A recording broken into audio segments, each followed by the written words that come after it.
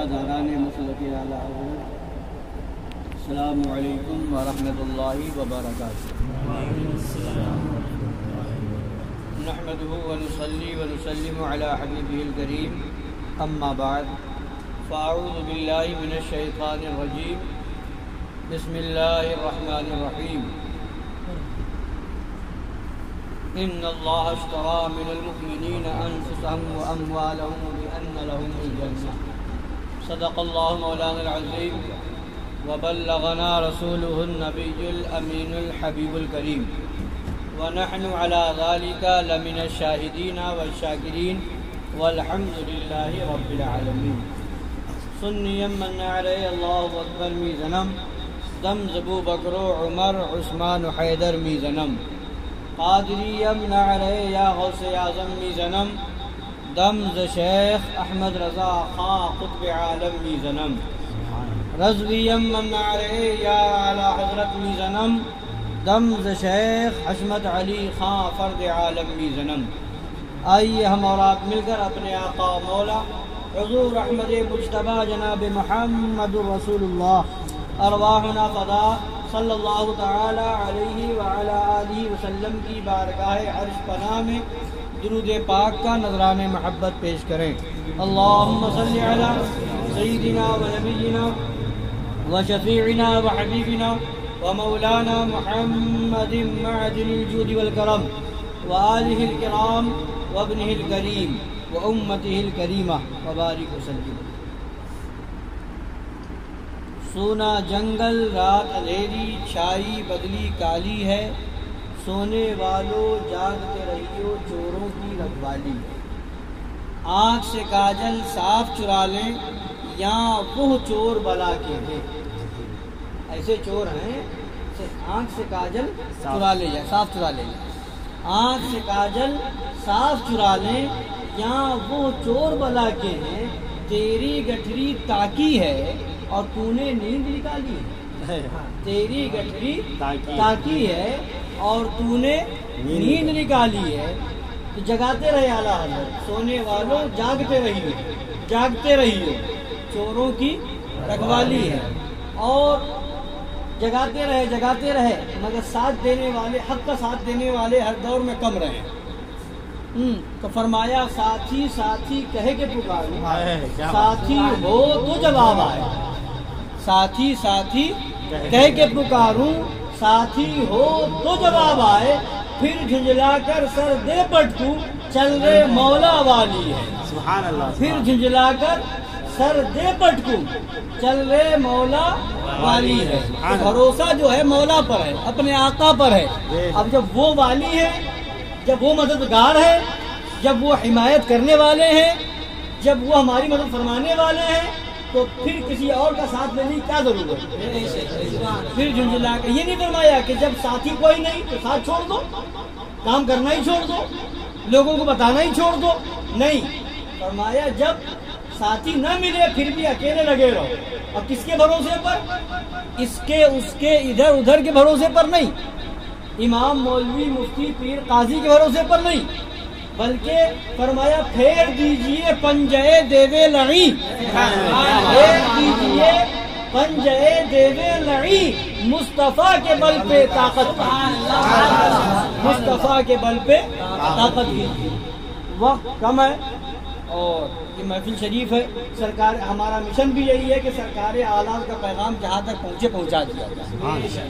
تو آج حالات کے پیش نظر فتاوی رضویہ شریف سے کچھ باتیں آپ کو سنانا چاہتا ہوں۔ سبحان اللہ، یعنی یہ سمجھیے کہ آپ فتاوی رضویہ شریف کے درس کی محفل میں بیٹھے۔ سبحان اللہ۔ ایک سوال آیا سرکار اعلیٰ کی بارگاہ میں 1321 ہجری میں، آج سے تقریباً 120 سال پہلے، جب اس وقت ترکی حکومت کا معاملہ چل رہا تھا، خلافت عثمانیہ کا معاملہ چل رہا تھا، وہاں ان پر بڑا سخت وقت آیا ہوا تھا۔ تو اس وقت پوچھا گیا کہ اس وقت ہمیں کیا کرنا چاہیے، ترکوں کی مدد ہم کیسے کر سکتے ہیں۔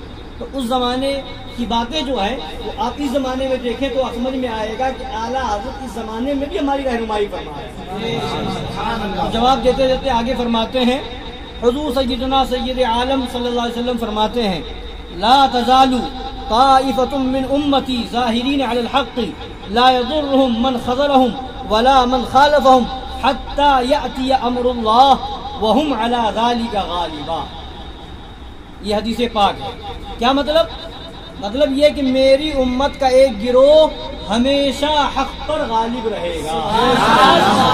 ہمارے اور آپ کے آقا صلی اللہ علیہ وسلم فرماتے ہیں کہ میری امت کا ایک گروہ ہمیشہ حق پر غالب رہے گا.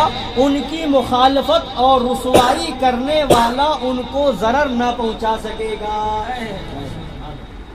مختصر جماعت بھی ہوگی, ایک جماعت ہوگی حق پر قائم ہوگی, مخالف چاہے جتنے ہو جائیں, مگر جو حق پر ہوگا نبی فرما رہے ہیں کہ مخالفت کرنے والے ان کو ضرر نہ پہنچا سکیں گے, کہ وہ گروہ اس کا حکم آنے تک اس پر غالب رہے گا. حتیٰ یأتی امر اللہ, وہ غالب رہے گا کب تک؟ یہاں تک کہ امر اللہ, اللہ کا حکم آ جائے, اللہ کا حکم آنے تک. اب فرماتے ہیں سرکار اعلیٰ رضی اللہ تعالیٰ یہاں حدیث شریف میں فرمایا نا حتیٰ یأتی امر اللہ, اللہ کا حکم آنے, اللہ کا امر آنے. تو فرماتے ہیں یہاں امر اللہ وہ وعدہ صادقہ ہے. حتیٰ یاتی امر اللہ میں حدیث پاک کے اندر جو امر اللہ فرمایا تو وہ کون سا وعدہ ہے؟ فرمایا وہ وعدہ صادقہ ہے جس میں سلطان شہید ہوں گے اور روئے زمین پر اسلامی سلطنت کا نام نہ رہے گا.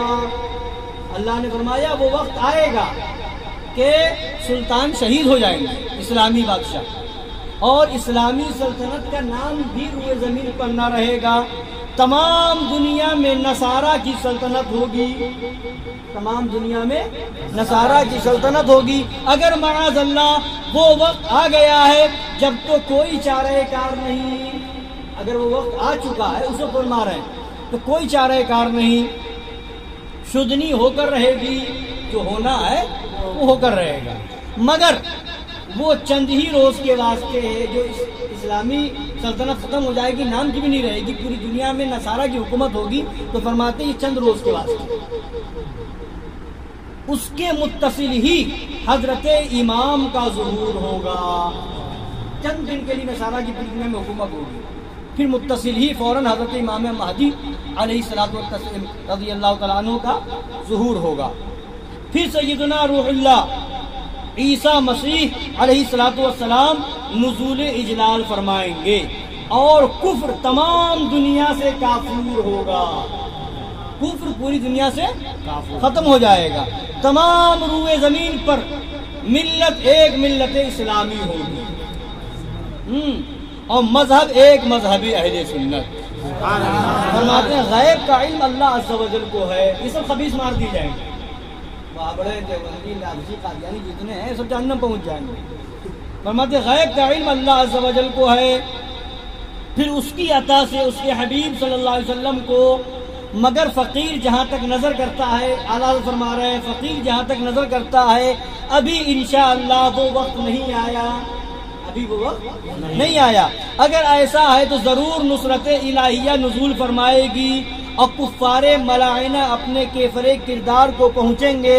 بہرحال فرماتے ہیں بہرحال بندگی بیچارگی, ہم تو بندے ہیں نا اللہ کے, تو ہم بندگی بیچارگی دعا کے سوا کیا چاہ رہا ہے؟ وہی جو ہمارا رب ہے ہماری حالت زار پر رحم فرمائے گا, اللہ رحم فرمائے گا اور اپنی نصرت اتارے. یعنی جھٹکے جو پہنچ گئے ہیں انہی پر زلزلو زلزالا شدیدہ کو ختم فرما دے, اور الا ان نصر اللہ قریب کی بشارت سنا دے. اب فرماتے آپ سنیے, فرماتے آپ سوال کرنے والے نے پوچھا مسلمانوں کیا کرنا چاہیے. فرماتے آپ پوچھتے ہیں مسلمانوں کو کیا کرنا چاہیے, اس کا جواب میں کیا دے سکتا ہوں. اللہ عز و جل نے تو مسلمانوں کے جان و مال جنت کے عوض خریدے ہیں. ان اللہ اشترى من المؤمنین انفسهم واموالهم بان لهم الجنہ.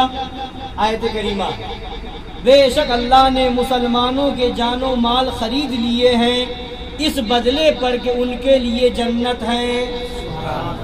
یہ اللہ تبارک فرمایا. اور فرماتے ہیں اللہ نے مومنوں کے جان کو بھی اور مال کو بھی جنت کے بدلے میں خرید لیا. جنت کے بدلے میں خرید لیا. اب فرماتے ہیں مگر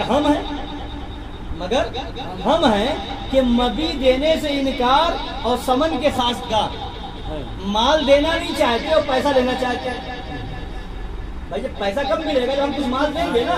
خرید و فروخت کا طریقہ ہے, ہم کچھ مال دیں گے تو سامنے سے ہمیں پیسہ ملے گا, سمن ملے گا.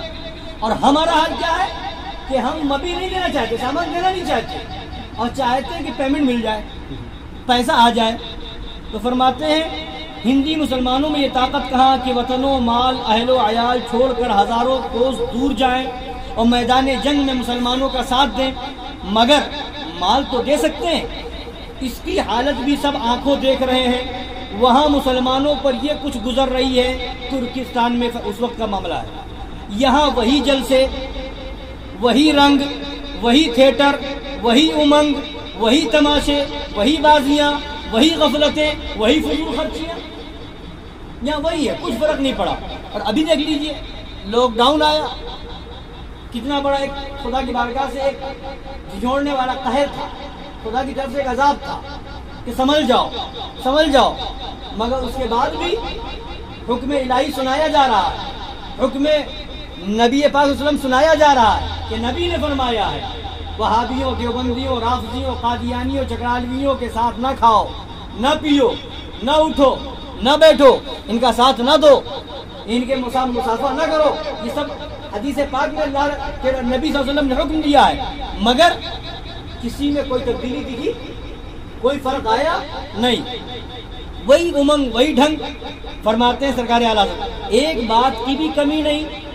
فرماتے ہیں اس زمانے میں ابھی ایک شخص نے ایک دنیاوی خوشی کے نام سے 50,000 دیے, ایک عورت نے ایک چینو چنا جرگا کو 50,000 دیے, ایک رئیس نے ایک کالج کو 1.5 لاکھ دیے, اور یونیورسٹی کے لیے جو 30 لاکھ سے زائد جمع ہو گیا ایک رات میں ہمارے اس مفلس شہر سے, بریلی شریف سے, اس کے لیے 26,000 کا چندہ ہوا. بمبئی میں ایک کم درجے کے شخص نے صرف ایک کوٹھلی 26,000 روپے کو خریدی, فقط اس لیے کہ اس کے وسیع مکان سکونت سے ملحق تھی, جسے میں بھی دیکھ آیا ہوں. اور مظلوم اسلام کی مدد کے لیے جو کچھ جوش دکھائے جا رہے ہیں, یہ یونیورسٹی کا نام ہے تو پیسے نکل رہے ہیں, کالج کے نام پر پیسے نکل رہے ہیں, اور یہ بنائیں گے, وہ کریں گے, اس کے لیے پیسے نکل رہے ہیں. اپنے بچوں کو ڈاکٹر بنائیں گے, اس کے لیے پیسے نکل رہے ہیں. آفیسر بنائیں گے, پیسے نکل رہے ہیں. مگر دینی کام کے لیے جوش تو خوب دکھائیں گے, جلوس تو خوب نکالیں گے, احتجاج تو خوب کریں گے. مگر جب بات آ جائے میدان میں کام کرنے کی کہ کتابیں چھپنی ہیں اہل سنت کے عقائد کو بتانے کے لیے, وہابیہ کے گندے عقائد سے لوگوں کو آگاہ کرنے کے لیے, یا اس کے لیے محفل کا انعقاد ہوگا, تو لوگ اس کے لیے دائیں بائیں دیکھتے ہیں. تو فرماتے ہیں اسلام, مظلوم اسلام کی مدد کے لیے جو کچھ جوش دکھائے جا رہے ہیں آسمان سے بھی اونچے, جوش آسمان سے بھی اونچے. ابھی معاملہ ہوا اس خبیث وسیم رضوی نام کا, کتنا جوش دکھایا جا رہا ہے, مل جائے قتل کر دیں گے, اس کو پھانسی کی سزا دے دو, یہ کر دو, وہ کر دو. جوش کتنا, فرما رہے جوش ایسا ہے کہ آسمان سے بھی اونچے. اور جو اصلی کارروائی ہو رہی ہے زمین کی تہ میں ہے, جو ہونا وہاں اس نے کھل کر کے گستاخی کی اور آیت کریمہ کو نکالنے کی بات کی, تو میدان میں اتر پڑے. اب بغل میں وہابی رہتا ہے, اس کے ساتھ کھا رہے ہیں, بغل میں دیوبندی رہتا ہے, اس کو شادی میں بلا بھی رہے. درود پاک پڑھ لیجیے. سیدنا و نبینا وآلہ الکرام وابنہ الکریم و امتہ الکریمہ وبارک وسلم. تو فرمایا کہ جو جوش دکھائے جا رہے ہیں وہ آسمان سے بھی اونچے, اور جو اصلی کارروائی ہو رہی زمین کی تہ میں, زمین کی تہ میں. کہ جو یہاں جوش اتنا, اس نے کھل کر کے بات کی. رافضیوں کا, شیعوں کا تو عقیدہ ہی یہی ہے معاذ اللہ, کہ قرآن ناقص ہے معاذ اللہ. کچھ رافضیوں کا عقیدہ یہ ہے کہ اس میں احتمال ہے کہ کمی بیشی ہو گئی ہوگی. کچھ رافضیوں نے الزام لگایا حضرت ابوبکر صدیق فاروق اعظم سرکار عثمان غنی پر کہ انہوں نے کبھی کشی نہیں کی قرآن شریف میں معاذ اللہ رب العالمین. تو ان رافضیوں کا شیعوں کا تو عقیدہ دھرم یہی ہے، ان کا سب سے بڑا کفر یہی ہے، ان کے عقیدے کی بنیاد اسی پر ہے. تو جو ان کے عقیدے میں وہی وسیم رضوی نے کھل کر کے بیان کر دیا، اسی کا اس نے مطالبہ کر دیا، تو وہ تو سارے رافضیوں کا ہے. تو ایک وسیم رضوی کے لیے احتجاج کرو، جلوس نکالو، اور دوسرے رافضی کے بیٹھ کے کھاؤ. یہ کون سا جوش اسلام ہے؟ بائیکاٹ ہو رافضیوں کا، بائیکاٹ ہو دیوبندیوں کا. ایک صرف پیپر میں چھپنے کے لیے نہیں، جلوس نکالنے کے لیے نہیں، ایک دن کے لیے نہیں، پوری زندگی کے لیے بائیکاٹ کرو. نہ ہم اپنی شادی میں بلائیں گے، نہ ختنے کی محفل میں بلائیں گے، نہ گھر کی محفل میں بلائیں گے، نہ مصافحہ کریں گے، نہ معانقہ کریں گے. تب سمجھ میں آئے گا تمہارا جوش اسلامی سچا جوش اسلامی ہے. نعرہ تکبیر، نعرہ رسالت، جشن عید میلاد النبی، عشق محبت، عشق محبت. سنیت کا کام کریں گے، سنیت کا کام کریں گے. خلیفہ شیر ہندوستان. فرماتے ہیں کہ جوش دکھائے جا رہے ہیں آسمان سے بھی اونچے ہیں، اور جو اصلی کارروائی ہو رہی ہے زمین کی تہ میں ہے. پھر کس بات کی امید کی جائے؟ پھر کیا کی امید؟ اور فرماتے ہیں بڑی ہمدردی یہ نکالی ہے کہ یورپ کے مال کا بائیکاٹ ہو. ابھی سے پہلے بھی میٹر آیا تھا، تو وہ جو پرچے چھپ رہے ہیں، ہورڈنگیں لگ رہی ہیں، فلیکسیاں چھپ رہی ہیں، کیا پیپسی نہیں پیئیں گے، کوکا کولا نہیں پیئیں گے، ہاں، اور اس کے علاوہ یہاں کے مال کا بائیکاٹ، وہاں کے مال کا بائیکاٹ. فرماتے یہ بہت بڑی ہمدردی نکالی ہے کہ یورپ کے مال کا. اس زمانے میں یہ سب ہو رہا تھا، یہ سب مکر و فریب ہے، سچا معاملہ دل سے ہوتا ہے. ہاں، فرماتے ہیں کہ بڑی ہمدردی یہ نکالی کہ یورپ کے مال کا بائیکاٹ ہو. فرماتے ہیں اعلیٰ سرکار کہ میں اسے پسند نہیں کرتا، میں اسے پسند نہیں، ہرگز مسلمانوں کے حق میں کچھ نافع نہیں پاتا. مسلمانوں کے حق میں نفع بخش نہیں ہے. اول تو یہ بھی کہنے کے الفاظ ہیں، یہ بھی صرف کہنے کے لیے، بورڈ بنانے کے لیے، نیتا گیری کرنے کے لیے، پیپر میں چھپوانے کے لیے، صرف اس لیے. فرماتے اول تو صرف یہ کہنے کے الفاظ ہیں، نہ اس پر اتفاق کریں گے، نہ ہرگز اس کو نبھائیں گے. اس عہد کے پہلے توڑنے والے جنٹل مین حضرات ہی ہوں گے. پہلے وہی توڑیں گے جہاں گئے تو کولڈ ڈرنک مل گئے، جو وہ نہیں دکھائیں گے. تو فرماتے ہیں جن کی گزر بغیر یورپین اشیاء کے ہے ہی نہیں، تو سارا یورپ ہے، وہ تو خود سارا یورپ بنا ہوا ہے. پہلے صرف اٹلی کا بائیکاٹ ہوا تھا، اس پر کتنوں نے عمل کیا اور کتنے دن نبھا. پھر اس سے یورپ کو ضرر بھی کتنا، اور ہو بھی تو کیا فائدہ کہ وہ 100 ترکیبوں سے اس سے 2 گنا ضرر پہنچا سکتے ہیں. وہ تو یورپ والے 100 ترکیبوں سے اس سے 2 گنا، اسرائیل والے 100 ترکیبوں سے اس سے 2 گنا ضرر پہنچا سکتے ہیں. لہٰذا ضرر رسانی کا ارادہ صرف وہی مسل ہے کہ کمزور اور پٹنے کی نشانی. خود کمزور ہے، کوئی پروڈکٹ بنا نہیں پا رہے ہیں، اور پھر اس کے بعد بائیکاٹ کریں گے تو پھر جاؤ گے کہاں؟ بہتر ہے کہ مسلمان اپنی سلامت روی پر قائم رہیں، اسلام کے مذہب کو مضبوطی سے قائم رکھیں، کسی شریر قوم کی چال نہ سیکھیں، اپنے اوپر مفت کی بدگمانی کا موقع نہ دیں. گورنمنٹ کو بھی بدگمان کرو، نئے نیتا نکل گئے، کر کچھ نہیں پائیں گے، کوئی بل واپس نہیں کروا پائیں گے، مگر بھاشن دے کر کے مسلمانوں کے جذبات سے کھیلیں گے اور گورنمنٹ کی نظر میں مسلمانوں کو برا ٹھہرائیں گے. ایسا بھاشن دیں گے کہ مسلمان جوش میں آئے، نعرہ بازی کرے، احتجاج کرے، گورنمنٹ کو بدگمانی ہو کہ یہ لوگ ملک کے دشمن ہیں، یہ لوگ ملک کے غدار ہیں. اور پھر گورنمنٹ جب بدگمان ہوگی تو ایک کو 1000 طریقے سے 1000 ترکیبوں سے مسلمانوں کو نشانہ بنا کے مارے گی. تو یہ جذباتی بھاشن دینے والے نیتا اور معاذ اللہ سنیت، وہابیت، دیوبندیت، ان سب کا فرق مٹانے والے نیتا یہ کیا کر رہے ہیں؟ مسلمانوں کے جذبات سے کھیل رہے ہیں اور گورنمنٹ کو اور مسلمانوں کو دشمن بنا رہے ہیں. یہ آپ کے شہر کا نیتا ہو یا کہیں کا نیتا ہو، یہی کام ان لوگوں کا. فرماتے ہیں اپنے اوپر مفت کی بدگمانی کا موقع نہ دیں. ہاں، اپنی حالت سنبھالنا چاہتے ہیں تو ان لڑائیوں ہی پر کیا موقوف تھا، ویسے ہی ہونا چاہیے تھا. اب فرماتے ہیں 4 چیزیں اعلیٰ حضرت نے بیان فرمائی کہ وہ 4 چیزیں اگر مسلمان اختیار کر لے تو پھر کوئی طاقت نہیں جو مسلمانوں کو ترقی سے روک دے. اب 4 چیزیں سنیے. فرماتے اولاً باستثناء ان معدود باتوں کے جن میں حکومت کی دست اندازی ہو. کچھ چیزیں ایسی ہیں جس میں حکومت دخل دیتی ہے، ان چیزوں کو چھوڑ کر کے جو ایسے معاملات ہیں جو آپ خود سے حل کر سکتے ہیں. فرماتے ہیں اپنے تمام معاملات اپنے ہاتھ میں لیتے مسلمان، اپنے سب مقامات مقدمات اپنے آپ فیصل کرتے. یہ کروڑوں روپے جو اسٹامپ وکالت میں گھسے جاتے ہیں، گھر کے گھر تباہ ہو گئے اور ہوئے جاتے ہیں، محفوظ رہتے. یہاں کچھ معاملہ آپس میں ہوا، فوراً پہنچ گئے کہاں؟ کچہری. فوراً پہنچ گئے، مقدمہ کر دیا. تو یہ آپس میں اگر مسلمانوں کا معاملہ، گھر کا معاملہ آپس میں بیٹھ کر لیتے تو 1000 روپے جو خرچ ہو رہے ہیں بچ جاتے نہیں بچ جاتے. فرمایا ایک چیز یہ. دوسری چیز ثانیاً اپنی قوم کے سوا کسی سے کچھ نہ خریدتے. اپنی قوم کے سوا مسلمان سنی آدمی کے علاوہ کسی اور سے کچھ نہ خریدتے کہ گھر کا نفع گھر میں ہی رہتا. اپنی حرفت و تجارت کو ترقی دیتے کہ کسی چیز میں کسی دوسری قوم کے محتاج نہ رہتے. یہ نہ ہوتا کہ یورپ و امریکہ والے چھٹانگ بھر تانبا کچھ صناعی کی کھڑن کر کے گھڑی وغیرہ نام رکھ کر کے آپ کو دے جائیں اور اس کے بدلے پاؤ بھر چاندی آپ سے لے جائیں. یہ دیکھیے اعلیٰ سرکار کی نظر 2 چیز ہو گئی. تیسری چیز بمبئی، کلکتہ، رنگون، مدراس، حیدرآباد وغیرہ کے تونگر مسلمان، مالدار مسلمان اپنے بھائی مسلمانوں کے لیے بینک کھولتے. سود شرع نے قطعی حرام فرمایا ہے، مگر اور 100 طریقے نفع لینے کے حلال فرمائے ہیں جن کا بیان کتب فقہ میں مفصل ہے. اور اس کا ایک نہایت آسان طریقہ کتاب کفل الفقیہ الفاہم میں چھپ چکا ہے. یہ بھی اعلیٰ کی کتاب ہے.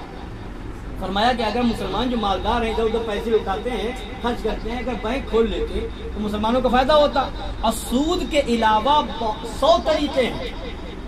سود میں کیا مطلب ہوتا ہے؟ 1000 روپے دے رہے ہیں، 1100 لے رہے ہیں، 1200 لے رہے ہیں تو نفع کمانا نا سود دے کر کے. تو فرمایا کہ سود کے علاوہ بھی شریعت نے 100 طریقے کم سے کم مطلب کئی طریقے بتائے. 100 طریقہ کا مطلب یہ کئی طریقے ہیں جو شریعت نے بتائے ہیں کہ آپ اس طریقے سے نفع کما سکتے ہیں اور شریعت میں جائز بھی ہے. سود تو حرام ہے. مثلا ایک سرکار اعلیٰ نے کفل الفقیہ الفاہم کا حوالہ دیا، اسی میں سرکار اعلیٰ فرماتے ایک طریقہ بتا دوں گا آپ کے سامنے سود کے بچنے کے لیے. فرمایا کہ کسی کو ضرورت ہے 50,000 کی، 50,000 کی ضرورت ہے تو 50,000 آپ نے دے دیا. دینے والا اس سے جو نفع لیتا ہے سود جوڑتے ہیں اور سود نہ لے. اب اس کا طریقہ شریعت نے بتایا کیا کرے. اب اس سے کوئی چیز مثلا 50,000 روپے میں ہر مہینے کا 1000 روپے وہ نفع لینا چاہتا ہے، ہر مہینے کا 50,000 روپے نفع کمانا چاہتا ہے. تو کوئی ایسی چیز اس سے لے لے جو 1000 روپے سے زیادہ کی ہو، 1500 کی ہو یا 2000 کی ہو، لے کر کے رکھ لے اور اس سے یہ کہے کہ میں یہ اپنے پاس رکھوں گا، یا لینے والا دے دے کہ یہ میری چیز رکھو اور اس کی حفاظت کے لیے میں تمہیں ہر مہینے 1000 روپے دوں گا. اس کی حفاظت کے لیے میں تمہیں ہر مہینے 1000 روپے دیا کروں گا. تو ادھر اس کو نفع بھی ملتا رہے گا، ادھر سود سے بھی بچ جائے گا، ادھر اس کا کام بھی بن جائے گا، اس کو نفع بھی مل جائے گا اور سود جو حرام ہے اس سے بھی بچ جائے گا. تو شریعت نے یہ قاعدہ بتایا، یہ عمل کرے مسلمان. تو فرماتے ہیں ان جائز طریقوں پر بھی نفع لیتے کہ انہیں بھی فائدہ پہنچتا، ان کے بھائیوں کی بھی حاجت برآتی. نفع ان کو بھی مل جاتا اور جس کو ضرورت ہے اس کو حاجت بھی پوری جاتی اس کی. اور آئے دن جو مسلمانوں کی جائیدادیں بنیوں کی نظر ہوئی چلی جاتی ہیں ان سے بھی محفوظ رہتے. ہاں اگر بنیوں کی جائیداد ہی لی جاتی، مسلمان ہی کے پاس رہتی، یہ تو نہ ہوتا کہ مسلمان ننگے اور بنیے تنگے.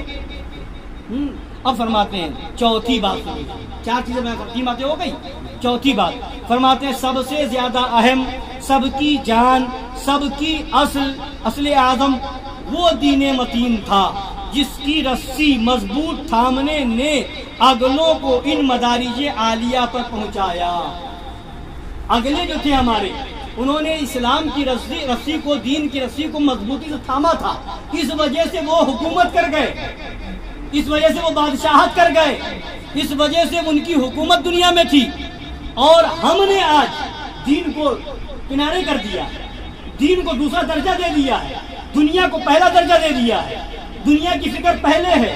بیٹا کمائے گا کیا، بیٹا کھائے گا کیا، ڈاکٹر نہیں بنے گا تو سیلری کم ہوگی، آفیسر نہیں بنے گا تو پھر سیلری کم ہوگی، مدرسے میں پڑھائیں گے تو کیا ملے گا، دینی تعلیم میں لے جائیں گے تو کیا کرے گا۔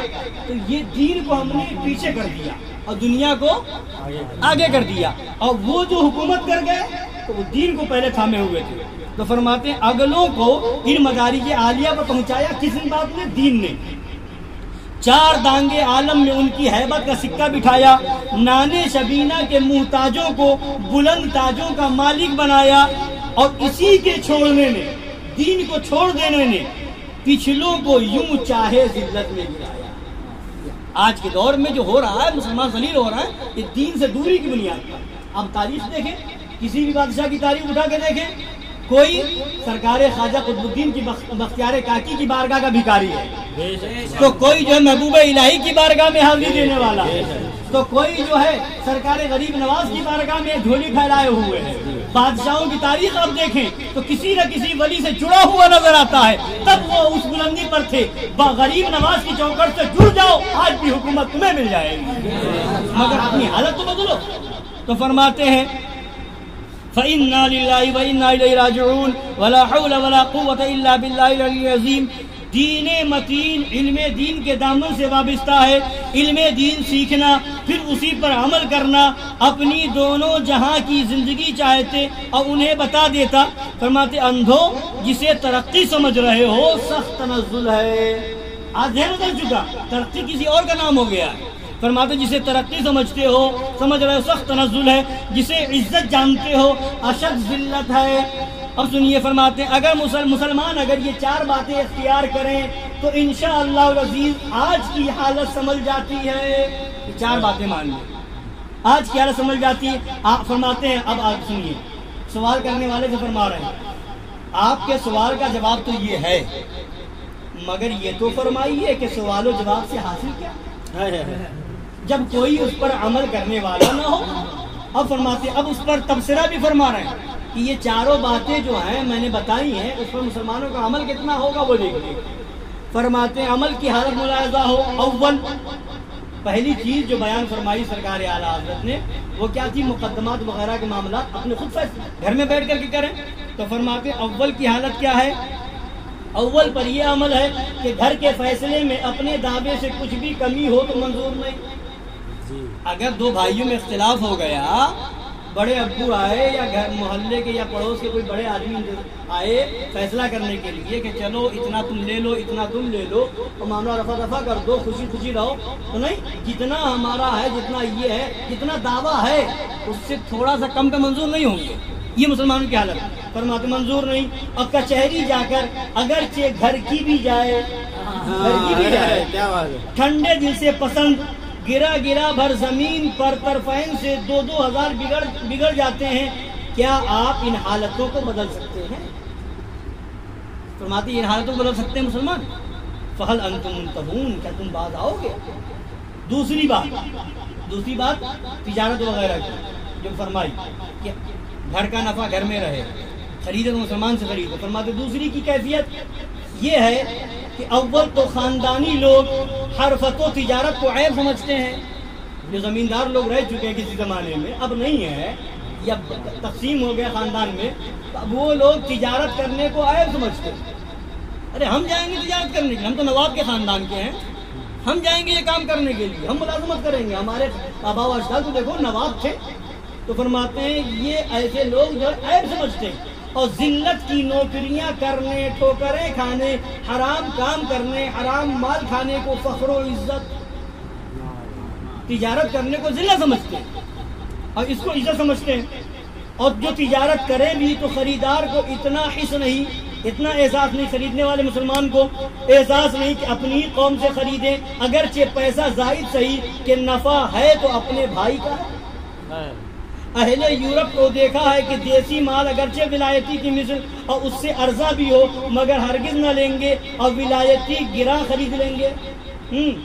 ادھر بیچنے والوں کی یہ حالت کہ ہندو آنا روپے نفع لے، ایک آنا نفع لے، مسلمان صاحب 54 سے کم پر راضی نہیں، اس زمانے کو بتا رہے ہیں. اور پھر لطف یہ کہ مال بھی اس سے ہلکا بلکہ خراب. مسلمانوں کے بتا رہے تجارت میں. اب اعلیٰ سرکار نے اصول بتایا.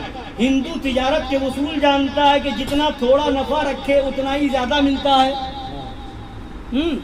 اور مسلمان صاحب چاہتے ہیں کہ سارا نفع ایک ہی خریدار سے وصول کر لیں. ناچار خریدنے والے مجبور ہو کر ہندو سے خریدتے ہیں, غیر مسلم سے خریدتے ہیں. کیا تم یہ عادتیں چھوڑ سکتے ہو؟ نہ بیچنے خریدنے والوں کو بھی ارے وہ مسلمان ہے وہ مہنگا دے گا اس کے وہاں چلو وہ سستا دے دیتا ہے. اور بیچنے والا بھی یہی کرتا ہے کہ جتنا نفع ہے ایک ہی سے لے لو. تو جتنا کم آپ نفع کمائیں گے لوگ زیادہ آپ کے پاس آئیں گے. یہ حالات نے اصول بتایا. اور کتنے عمل کر رہے ہیں؟ فرماتے فعل انتم منتہون, کیا تم باز آؤ گے؟ اس کو چھوڑ سکتے ہو؟ تیسری بات جو بینک وغیرہ کی بتائی تھی سرکار اعلیٰ حضرت نے, سوم کی حالت یہ ہے کہ اکثر عمرا پیسے والے مالدار لوگ اپنے ناجائز عیش سے کام ہے, ناجائز عیش و آرام میں پڑے ہیں. ناچ رنگ وغیرہ بے حیائی یا بےہودگی کے کاموں میں ہزاروں لاکھوں اڑا دیں.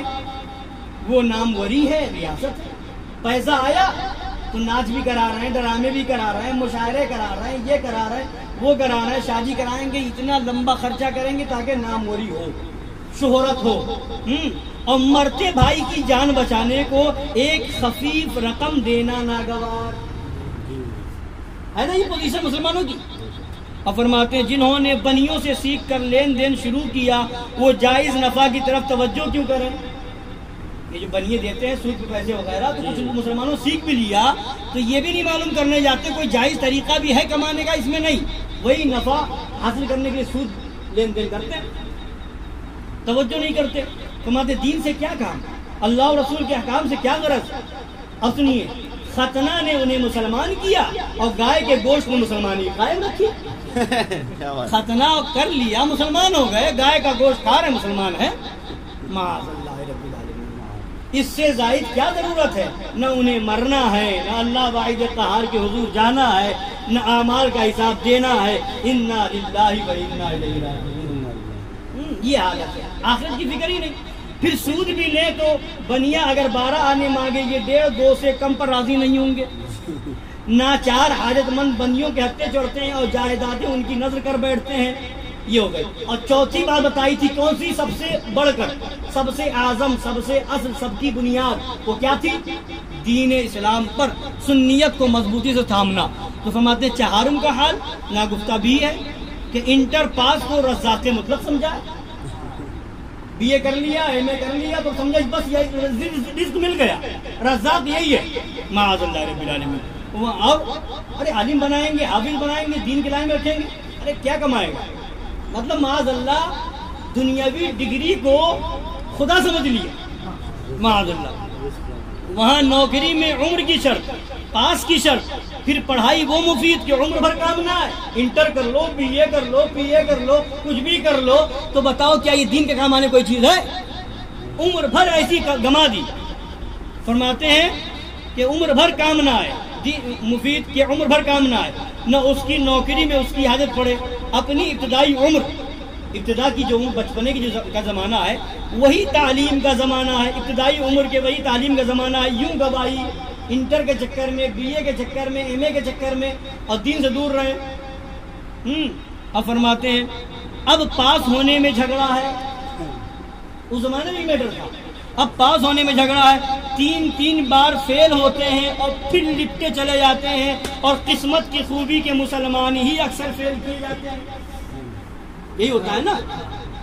پھر تقدیر سے پاس بھی مل گیا تو اب نوکری کا پتہ نہیں, اور ملی بھی تو سری ذلت کی, پٹری صاف کرنے کی, گیٹ کیپر کی, چپراسی کی, یہ سب نوکریاں اکثر مل جاتی ہے معذلہ مسلمانوں کو. ذلت کی, اور رفتہ رفتہ دنیاوی عزت کی بھی پائی. اگر دنیاوی عزت والی بھی پائی تھوڑا بڑے عہدے پر, تو ایسی کہ عند الشرع 1000 ذلت, شریعت کی نظر میں 1000 ذلت. کہیے پھر علم دین سیکھنے اور دین حاصل کرنے اور نیک و بد میں تمیز کرنے کا کون سا وقت آئے گا؟ کون سا وقت آئے گا جب آپ سمجھ پائیں وہابیوں کا حکم کیا ہے؟ وہ کون سا وقت آئے گا جب سمجھ پائیں گے دیوبندیوں کا حکم کیا ہے, کیا شریعت حکم لگاتی ہے؟ لا جرم نتیجہ یہ ہوتا ہے کہ دین کو مضحکہ سمجھتے ہیں. پڑھ لیے, یونیورسٹی سے پڑھ کے آ گئے, کالج سے پڑھ کے آ گئے, اب کیا, ارے یہ ملا, ارے بھائی پرانی بات میں بیٹھے, اس کے ساتھ نہ بیٹھو, اس کے ساتھ نہ بیٹھو, دنیا کہاں سے کہاں چلی گئی کہ اسی میں پڑے ہوئے, مذاق بناتے ہیں. یہ حالت ہوتی ہے. دین کو مضحکہ سمجھتے ہیں, اپنے باپ دادا کو جنگلی, وحشی, بے تمیز, گمار, نالائق, بےہودہ, احمق, بے خیرت جانتے ہیں. باپ کو بھی بیوقوف سمجھتے ہیں. اگر دین کی بات بتائے تو بے وقوف, اگر شریعت کی بات بتائے تو ناسمجھ, احمق, معاذ اللہ ربا, بفرض غلط. اگر یہ ترقی بھی ہوئی تو نہ ہونے سے کروڑ درجے بدتر ہوئی, نہ ہونے سے کروڑ درجے بدتر ہوئی. کیا تم علم دین کی برکتیں کرو گے؟ فہل انتم منتہون, تو کیا تم باز آؤ گے؟ تو فرماتے ہیں یہ وجوہ ہیں, یہ اسباب ہیں مسلمانوں کی جو آج حالت ہے. مرض کا علاج چاہنا اور سبب کا قائم رکھنا حماقت نہیں تو کیا ہے. مرض کا علاج بھی چاہیے اور جو وجہ ہے اس کو دور بھی نہیں کرنا ہے. سردی ہے, سردی ختم بھی کرنا چاہتے ہیں اور کولڈ ڈرنک بھی چل رہی ہے, ٹھنڈا پانی چاہیے. تو فرماتے ہیں مرض کا علاج چاہنا اور سبب کا قائم رکھنا حماقت نہیں تو کیا ہے. اس نے تمہیں ذلیل کر دیا, اس نے غیر قوموں کو تم پر ہنسوایا, اس نے جو کچھ کیا وہ اس نے, اور آنکھوں کے اندھے اب تک اس اوندھی ترقی کا رونا روئے جاتے. ہائے قوم, وائے قوم, یعنی ہم تو اب یہ پڑھ کر کے آئے یونیورسٹی سے, ارے تم یہی پڑھے ہو, ترقی ہوگی کیسے جب تک یہ نہیں کرو گے, جب تک وہ نہیں کرو گے. ہائے قوم, وائے قوم. اب لوگوں کو بہکاتے ہیں. جو شریعت کی بات پر عمل کرتے ہیں وہاں بھی کوئی شرکت نہیں کرتے, دیوبندی جس دعوت میں دیوبندی اس میں نہیں جاتے ہیں. ارے تم کہاں پڑے ہوئے ہو, ایسے رہو گے کہاں کر پاؤ گے, یہ کر پاؤ گے, وہ کر پاؤ گے. اب وہ کیا, ہائے قوم, وائے قوم, یعنی اس کا مقصد کیا ہوتا ہے, یعنی ہم تو اسلام کی رسی گردن سے نکال کر آزاد ہو گئے, تم کیوں قلی بنے ہو, تم کیوں قلی بنے ہو, اسلامی کو پکڑے ہوئے, تم بھی نکل آؤ معاذ اللہ. یہ حالت ہوتی ہے. حالانکہ حقیقتاً یہ آزادی ہی سخت ذلت کی قید ہے, جس کی زندہ مثال یہ ترکوں کا تازہ واقعہ ہے. ولا حول ولا قوت الا باللہ العلی العظیم. فرماتے اہل الرائے ان وجوہ پر نظر فرمائیں. اگر میرا خیال صحیح ہو تو ہر شہر و قصبہ میں جلسے کریں, ہم مسلمانوں کو ان 4 باتوں پر قائم کر دیں. پھر آپ کی حالت خوبی کی طرف نہ بدلے تو شکایت کیجیے. 4 باتیں اختیار کر لیں, پھر اگر ترقی نہ ہو تو بتائیے. یہ خیال نہ کیجئے کہ ایک ہمارے کیے کیا ہوتا ہے. ہر ایک نے یوں ہی سمجھا تو کوئی کچھ نہ کرے گا. ہر کوئی یہی سمجھے میرے کرنے سے کیا ہوگا, میں ایک بچ جاؤں گا وہاں بھی سے کیا ہو جائے گا, سب کو کھا رہے ہیں معاذ اللہ رب العالمین. تو فرماتے ہیں اگر ہر ایک نے یوں ہی سمجھا تو کوئی کچھ نہ کرے گا, بلکہ ہر شخص یہی تصور کرے کہ مجھے کو کرنا ہے. ہر شخص یہ وعدہ, یہ عہد کر لے کہ مجھے ہر حال میں وہابی سے بچنا ہے, ہر حال میں دیوبندی سے بچنا ہے, ہر حال میں ایسی دعوت سے بچنا جس میں دیوبندی ہو, وہابی ہو. تو فرماتے ہیں ہر کوئی یہ تہیہ کر لے, یہ ارادہ کر لے کہ یہ کام مجھے کو کرنا ہے, یوں انشاءاللہ تعالی سب کر لیں گے. چند جگہ جاری تو کیجئے, پھر خربوزہ کو دیکھ کر خربوزہ رنگ پکڑتا ہے. خدا نے چاہا تو عام بھی ہو جائے گا. اس وقت آپ کو اس کی برکات نظر آئیں گی. وہی آیہ کریمہ کی ابتدائے سخن میں تلاوت ہوئی, ان اللہ لا یغیر ما بقوم حتی یغیروا ما بانفسہم. جس طرح برے رویے کی طرف اپنی حالت بدلنے پر تعزیانے ہیں, یوں ہی نیک روش کی طرف تبدیلی پر بشارت ہے کہ اپنے کرتب چھوڑو گے تو ہم تمہاری اس ردی حالت کو بدل دیں گے, ذلت کے بدلے عزت دیں گے. اے رب ہماری آنکھیں کھول اور اپنے پسندیدہ راستے پر چلا, صدقہ رسولوں کے سورج, مدینہ کے چاند کا, صلی اللہ تعالی علیہ وآلہ وسلم. تو ان 4 باتیں بتائی اعلیٰ حضرت سرکار نے. مسلمان ترقی اگر کرنا چاہے 4 باتیں اختیار کریں, اور ان میں سب سے پہلی چیز, سب سے بنیادی چیز اور سب کی اصل اعظم جس کو بتایا وہ کیا ہے, شریعت کا دامن مضبوطی سے تھامنا. سچے طریقے سے شریعت جس چیز سے روکے اسے رکے, جس سے منع فرمائے اسے باز رہے, اور جس کی اجازت دے وہ کرے. تو سب سے بڑھ کر کے دین میں ایمان و عقیدہ, اور ایمان و عقیدے کو بچانا ہے تو نبی نے فرمایا ایاکم و ایاہم لا یضلونکم ولا یفتنونکم، اپنے آپ کو بد مذہبوں سے دور کر لو اور بد مذہبوں کو اپنے سے دور کر دو، کہیں وہ تمہیں گمراہ نہ کر دے، کہیں وہ تمہیں فتنے میں نہ ڈال دے۔ تو سب سے پہلی بنیاد جو ہے ایمان و عقیدہ ہے، اگر یہ بچ گیا، اگر ایمان بچا، عمل میں خرابی بھی اگر ہوئی، عمل میں کمی بھی اگر ہوئی، ایمان اگر پختہ ہے، اگر وہابیوں سے، دیوبندیوں سے، رافضیوں سے یہ ایک دن کے لیے وسیم رضوی کے خلاف نہیں، صرف جلوس نکالنے کے لیے نہیں کہ کھل کر کے کہے وہ بغاوت پہ آ جائے، جن خبیثوں نے نبی کو اپنی طرح لکھا، جن خبیثوں نے نبی کے علم کو جانوروں بچوں پاگلوں کی طرح لکھا، جن خبیثوں نے انبیاء کرام سے پڑھنے کی بات کی کہ امتی عمل میں نبی سے پڑھ سکتا ہے معاذ اللہ، جن وہابیوں دیوبندیوں نے نبی کو مر کر مٹی میں ملنے والا لکھا، جن وہابیوں دیوبندیوں نے شیطان کے علم کو نبی کے علم سے زیادہ لکھا معاذ اللہ، تو کیا ان خبیثوں کا بائیکاٹ نہیں ہوگا؟ کیا ان سے دوری نہیں اختیار کی جائے گی؟ ایک کوئی اگر بکواس کرے کھل کر کے پوری دنیا میں احتجاج کیا جائے۔ آج جو دیکھیں یہ ایسے ہی گندے عقیدے والے نیٹ پہ موجود تاریخ ذلیل ہو یا تاریخ مسعود ہو یا اس طرح کے اور مولوی ہیں، یہ خباثتیں نہیں کرتے، یا ان کا گندا عقیدہ نہیں ہے، مگر مسلمانوں کا حال یہ سنی کہلاتے ہیں، مگر ان خبیثوں کی تقریریں سنتے ہیں، ان کے بیان سنتے ہیں، کیا ان سے نفرت نہیں کریں گے؟ اس خبیث تاریخ ذلیل پاکستانی جو تاریخ جمیل کہتا اپنے آپ کو، اس مردود نے حضرت یوسف علیہ السلام کی کتنی سخت توہین کی ہے، معاذ اللہ معاذ اللہ، حضرت یوسف علیہ السلام کی توہین کی اور کہا کہ معاذ اللہ ان کو سزا دی گئی، گدھے پہ سوار کرایا گیا، معاذ اللہ معاذ اللہ، اس خبیث نے حضرت یوسف کی توہین کی، لوگ پھر بھی کچھ نہیں، تقریریں سن رہے ہیں۔ اسی طریقے سے اور بھی مردود اس قسم کے ہیں، ان کا گندا عقیدہ ہے، مگر لوگ کہتے بڑی اچھی باتیں بتاتا ہے۔ جب تک ایسے لوگوں کی، جب اعلیٰ حضرت نے فرما دیا کہ حفظ الایمان، تقویت الایمان، بہشتی زیور کا پڑھنا زنا سے بدتر ہے، تو ان خبیث وہابی دیوبندی مولویوں کا بیان سننا بھی زنا سے بدتر ہے، شراب پینے سے بدتر ہے۔ اللہ تعالیٰ مسلمانوں کی حفاظت فرمائے، ایمان و عقیدے پر ہمیں سچے طریقے سے قائم رکھے، اسی پر خاتمہ بالخیر نصیب فرمائے، تمام مذہب و بددینوں سے دور رہنے کی توفیق عطا فرمائے، آمین۔ وما علینا الا البلاغ المبین۔ السلام علیکم۔